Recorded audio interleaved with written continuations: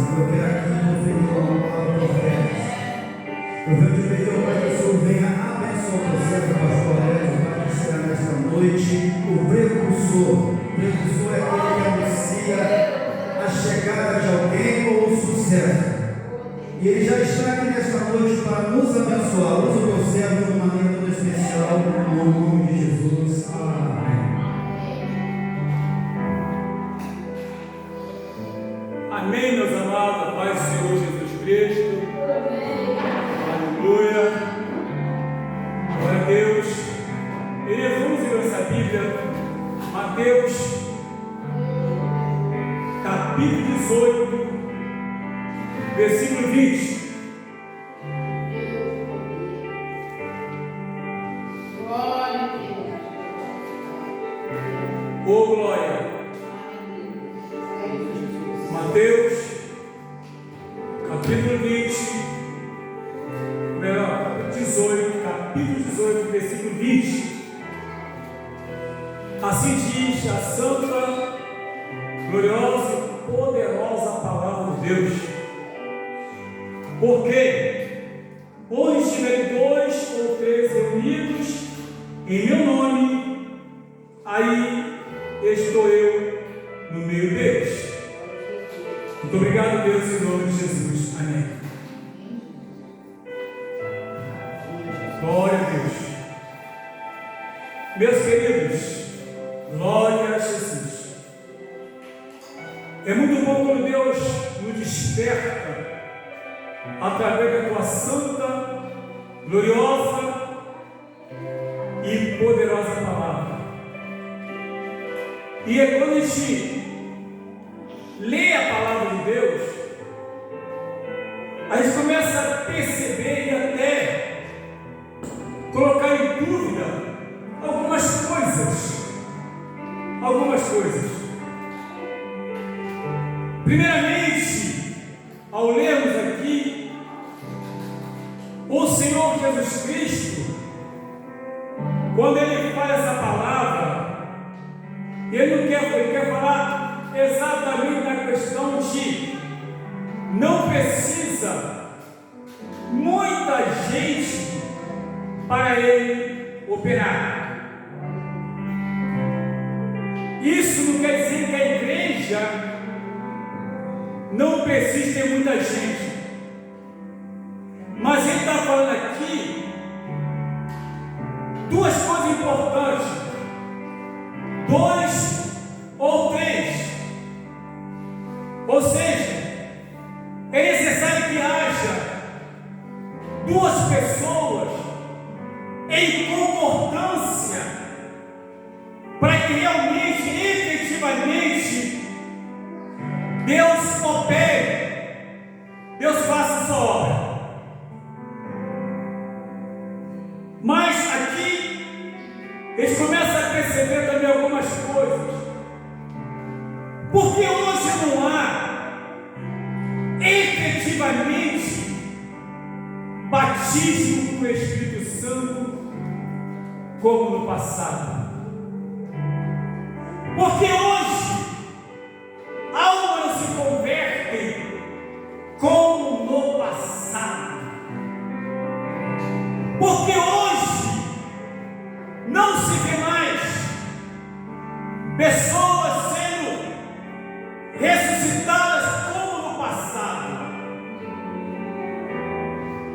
Ou seja, Deus está presente ou não?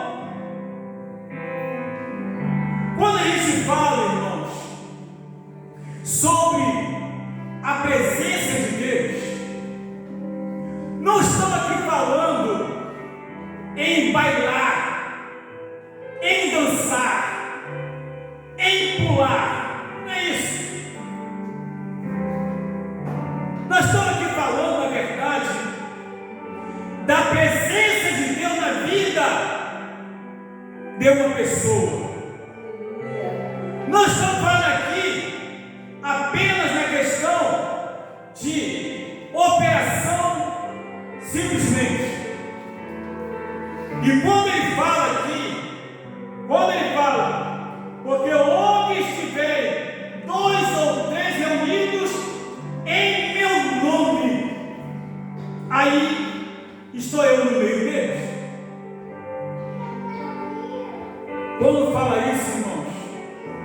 eles começam a ficar um pouco preocupados. Mas por que preocupado? Porque muitas vezes Deus não opera efetivamente em nosso meio, porque a culpa é nossa. A culpa é do crente. A culpa é do cristão. Porque quando alguém está em Cristo, quando alguém realmente é uma nova criatura, toda aquela arrogância, toda aquela prepotência, todo aquele orgulho, toda aquela altivez, fica tudo para trás. Alguém costuma dizer, não importa. Não importa, a igreja pode ter 100, 200, 300 pessoas, ou seja, 300 pessoas, mas se 297 não estiverem de acordo com a vontade de Deus, Deus vai operar a si mesmo. Uma coisa, irmãos, não podemos esquecer: Deus não opera na ira do homem. Tiago falou sobre isso. Deus não opera na ira do homem.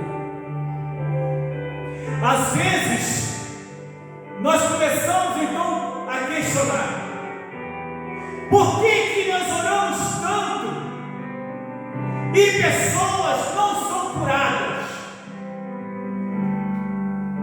Por quê?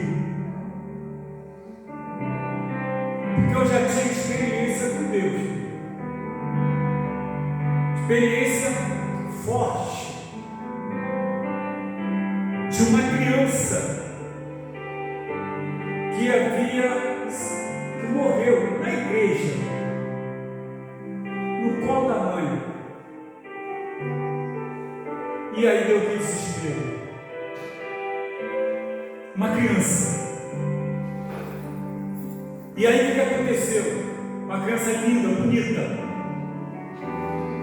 Apenas Deus sabia o porquê da situação. Tinha havido um problema.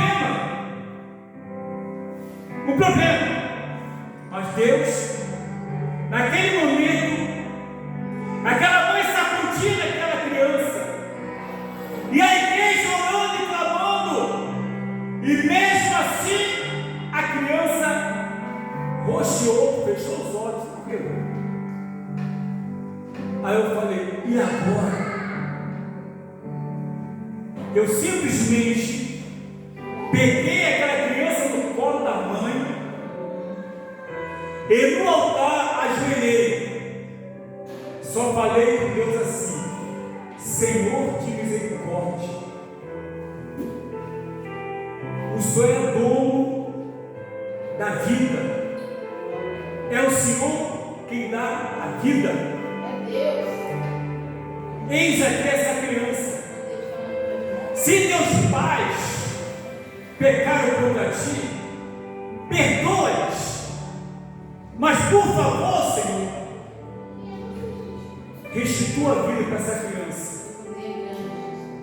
Na mesma hora, aquela criança abriu os olhos e começou a sorrir. E hoje eu me pergunto: por que tais milagres acontecem hoje? Por que não acontece hoje? A gente tem essa experiência com Deus, aonde também uma mulher é da Paraíba, estava aí em Macaé, e congregando conosco, e aquela mulher então disse, na quarta-feira, disse: pastor, ore por mim, que eu vou passar por uma cirurgia amanhã. Não sei, parece que tinha 5 pedras nos rins. ia passar para servir para retirar.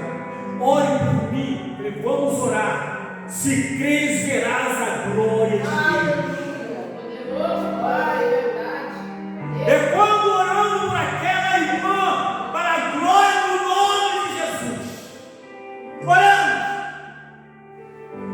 como igreja do Senhor. E no dia seguinte, eu embarquei, eu ainda trabalhava embarcado, embarques eventuais. Mas quando chegou na sexta-feira, ela telefonou e pediu para minha mulher avisar. Ligou. Aí minha mulher falou comigo, eu estava na plataforma e disse, olha, a irmã disse que não precisou de operar. Porque Deus tirou as pedras do seu dente. Aleluia. Glória a Deus. Eu me pergunto, Glória a Deus. por que, irmãos, essas coisas não mais acontecem corriqueiramente? A Bíblia nos fala em Marcos 16, verso 20, que os apóstolos saíram fazendo a obra, pregando a palavra, pessoas sendo curadas, pessoas sendo libertas, e o Senhor Jesus cooperando com eles aonde eles iam. Sabe o que é isso, irmãos? A igreja precisa levar o Evangelho a sério. É necessário ter uma vida de santidade. É necessário o nome de Jesus de Nazaré. Foi lido aqui na palavra introdutória, Atos, capítulo 12. E ali a gente vê que Pedro foi preso, Tiago foi morto, e eles intentaram no dia seguinte apresentar também Pedro para ser morto. Mas a Bíblia nos fala que a igreja estava em contínua oração. Era o início de uma igreja poderosa. Era o início de uma igreja onde havia crente cheio do Espírito Santo. Era o início de uma igreja onde havia crente, aleluia, com ousadia espiritual. Não havia crente brincalhão. Havia pessoas sinceras que levavam o Evangelho a sério, que não apenas acreditavam que Deus fazia, mas eles faziam por merecer a operação de Deus, porque andavam de acordo com a doutrina dos apóstolos, tinham prazer em frequentar a casa do Senhor, tinham prazer de estar em oração, tinham prazer de estar em comunhão, em comunhão, em comunhão. E a Bíblia nos fala em Atos 2, no verso 46 e 47, sobre a reunião daquele povo, sobre a busca daquele povo. Sim, no início. E a Bíblia diz que o Senhor ia acrescentar aqueles que haviam sido salvos e salvarem, porque Deus então acrescentava. Bastava abrir a boca para pregar o Evangelho. E aí eu fico me perguntando hoje, aleluia, por que, queridos, em meio a festividades, que as pessoas levam tempão planejando, não é que alguém é contra isso, mas leva tempo, 3, 4, 5, 6 meses, planejando uma festa de departamento, aí convida cantores e cantoras, pregadores, renomados, queridos, e você não vê almas se converterem a Cristo. Você vê pessoas para lá e para cá, rodando, rodopiando, dando glória. Aí no final, as pessoas não são tocadas pela palavra que é pregada, pelos filhos que são endoados. Que isso? Onde está o problema? Eu fico analisando, irmãos, que o evangelho moderno hoje é tão moderno que está saindo do tradicional. Tão moderno que ele fica. E eu fico imaginando a palavra de Deus. Em Atos, no capítulo 1, verso 8, o Senhor Jesus falou: olha, e recebereis poder ao descer sobre vós o Espírito Santo, e sereis testemunhas, tanto em Jerusalém, na Judeia, Samaria e até os confins da terra, e recebereis poder. Aí quando você chega no capítulo 2, estavam todos reunidos, estavam orando a Deus, porque em Lucas 24:49 diz bem claro: e recebereis poder ao descer sobre o Espírito Santo, ou ficai em Jerusalém, até que do alto seja revestido de poder. Glória a Deus. E eles então ficaram em Jerusalém. Estavam todos reunidos, orando, clamando ao Senhor. E de repente veio aquele vento impetuoso, e o local que estavam reunidos encheu de poder, e todos foram cheios do Espírito Santo. Aleluia!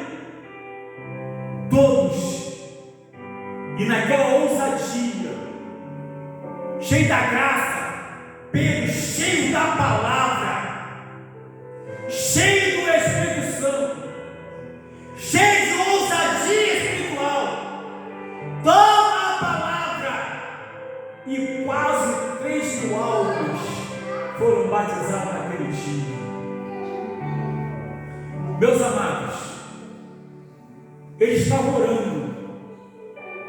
orando apenas, estavam no seu culto normal. E hoje eu fico pensando, queridos, nada contra, quando alguém fala bem assim: olha, você quer ser batizado com o Espírito Santo? Vem aqui que eu vou orar por você agora.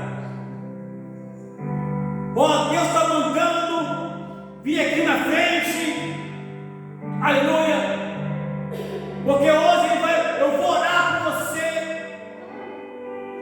porque Jesus vai te batizar hoje. Aqui a Bíblia não diz que eles foram chamados para isso.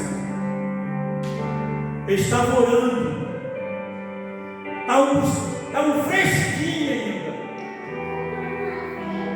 Jesus acabara de ser assunto aos céus,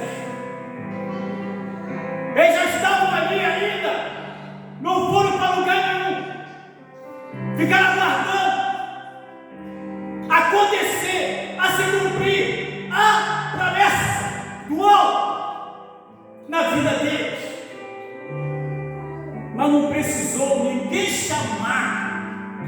Vem aqui na frente, que eu vou orar, e você vai ser batizado com o Espírito Santo. Fala uma coisa para os irmãos. Para ser batizado pelo Espírito Santo, é necessário que uma igreja viva efetivamente a palavra. É necessário que a igreja seja efetivamente com temor a Deus. Aí entra outra questão: o que está acontecendo hoje? Por que hoje ainda não acontece isso?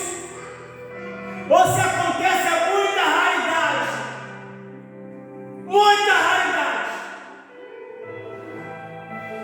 Porque no evangelho moderno hoje, as pessoas pulam no pé só.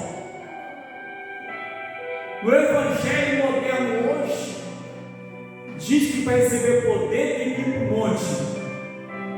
Os apóstolos não estavam no monte, dentro de uma casa reunidos, mas estavam buscando fervorosamente,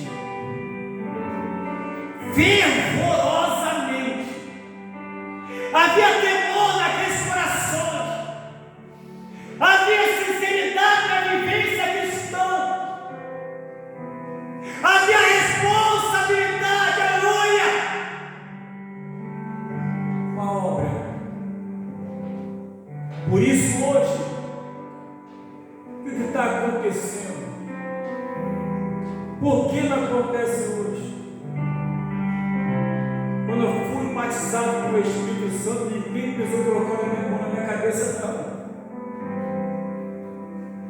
Eu estava dando glória, glória, glória, glória, buscando a Deus, orando, jejuando e clamando, dando glória, e de repente, pum! Oh glória! Aí Deus começou a trabalhar, porque não acontece hoje.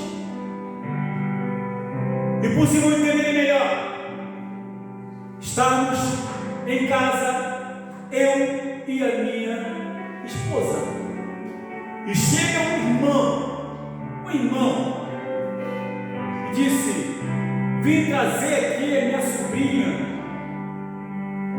vocês orarem por ela, que amanhã ela estará passando por uma cirurgia para tirar de um câncer. Amanhã, falei, amém. Se creres, verás a glória de Deus. Aí nós oramos. Depois chegou a notícia, o médico disse: não tem mais nada. Cadê o câncer? Cadê o câncer?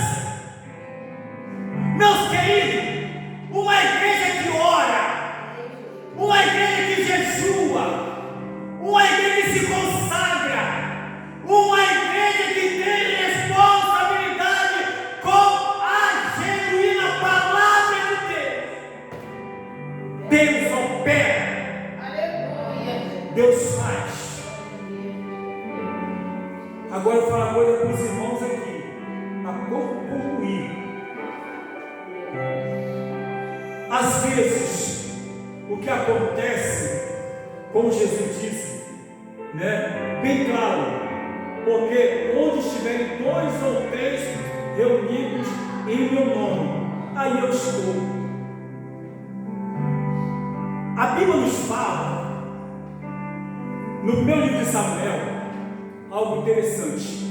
Diz o seguinte: que Samuel tinha 2 filhos, Ofni e Finéias. Samuel não, perdão.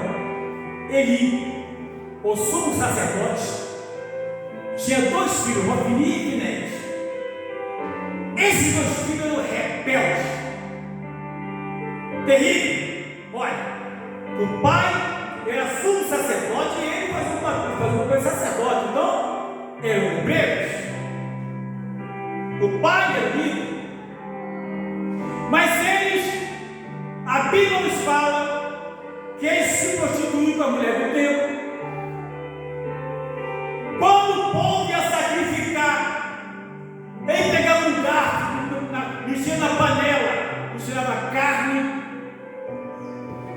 Eram verdadeiros paderneiros. E o pai só ficava assim: meu filho, faz isso não.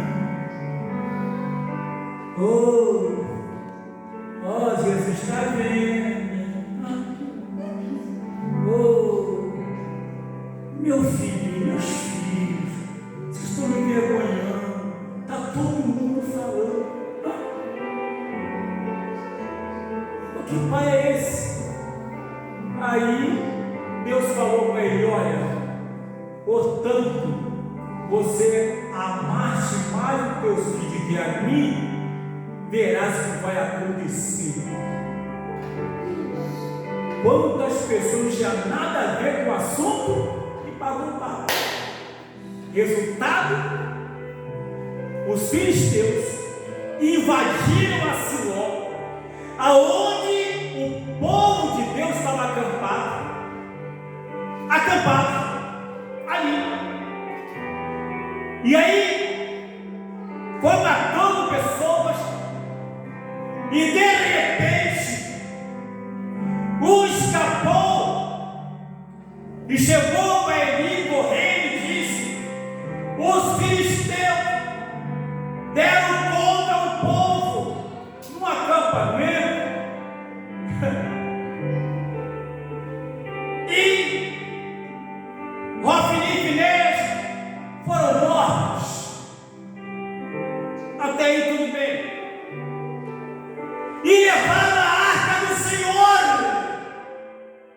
Quando isso aconteceu, a Bíblia nos diz que Eli estava sentado numa cadeira, era muito gordo, foi para trás, bateu a cabeça e morreu.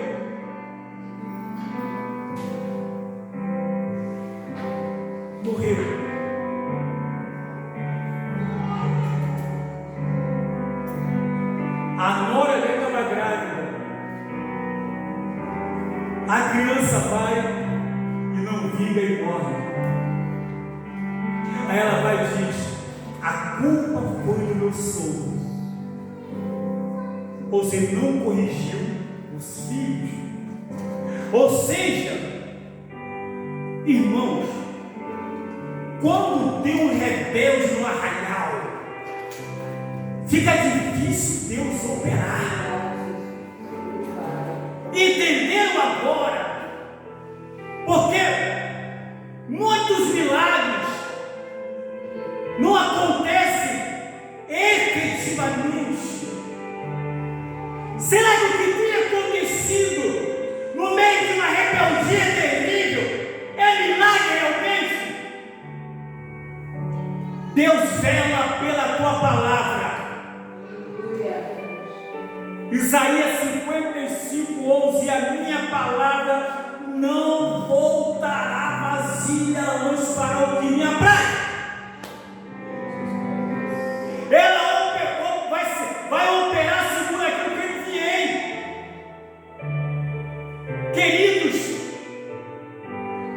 é difícil entender, mas a verdade é: quando há rebeldia no arraial, toda a multidão acaba pagando preço por causa daquele rebelde.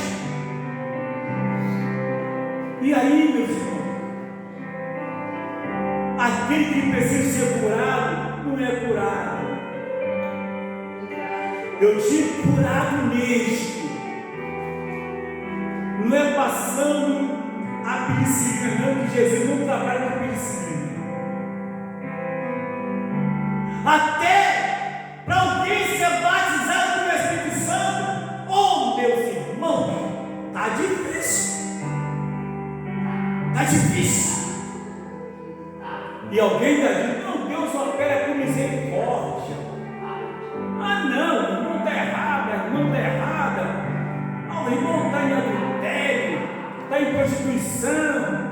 Mas pensa como é que é? A Bíblia diz, onde estiverem 2 ou 3 reunidos, peraí, calma, para tudo, vamos visitar. Quando ele fala aqui, ele fala cerca de 2 ou 3, mas as pessoas ali concordam entre si. Ou seja, não é multidão não. Ele fala na verdade, onde estiverem 2 ou 3 reunidos ali juntos ali, aleluia. E no nome dele, ele se faz presente. Eu não duvido que em muitos lugares Deus está batendo a porta para entrar, mas não consegue. Como a igreja que estava em Laodiceia. Eis que estou à porta e bato. Se alguém ouvir a minha voz, abrir a porta, eu entrarei, serei com ele e ele comigo. Aí você para analisar que a questão aqui, Deus revela pela palavra dele. Deus é santo. Se aquele que vos chamou é santo, seja vós também santo em toda a vossa maneira de viver, porquanto está escrito: sede santo que eu sou santo. Primeira carta de Pedro, capítulo 1, verso 15 e 6. Se pois fosse ressuscitado com Cristo, buscar coisas que são em cima, onde Cristo está sentado à destra de Deus Pai. Colossenses 3:1 está na palavra de Deus. Deus não vai mudar para poder me beneficiar. Ele vai operar segundo a palavra dele, segundo o querer dele. Por isso, amados e queridos irmãos, oremos mais, busquemos mais, obedeçamos mais a santa e gloriosa palavra de Deus. Se quisermos, aleluia, ver Deus operar efetivamente, batizando com o Espírito Santo, usando alguém em profecia. Eu estou falando profecia e não profetada. Deus usando em visão. Eu estou falando em visão e não em visagem. Deus usando em revelação. Eu estou falando em revelação e não revelatório. Deus curando efetivamente. Deus arrancando efetivamente o mal. Eu já assisti Deus fazendo isso. Eu já vi Deus fazendo isso. Quando alguém chega hoje e pega uma fotografia e apresenta para Deus, eu acredito. Por que tu acredita, pastor? Eu vou explicar por quê. Eu estive lá em Sergipe, numa cidade chamada Carmópolis, e Deus havia falado comigo: pai, que tem alguém esperando lá. Eu não sabia quem era. E aí o hotel que eu estava hospedado tinha uma igreja do lado. Eu fui a essa igreja, chamei o pessoal do monte. Olha o nome do monte: Monte Carmelo. Monte Carmelo. Cheguei achei que os irmãos chegamos lá. Falei para os irmãos, aí o irmão falou comigo: pastor, a minha mãe está em casa, a mãe está com câncer. Essa aqui é a fotografia dela. Ore pela minha mãe. Falei: então vamos orar. Levantei do alto: Jesus querido, olha aí, tu és médico dos médicos,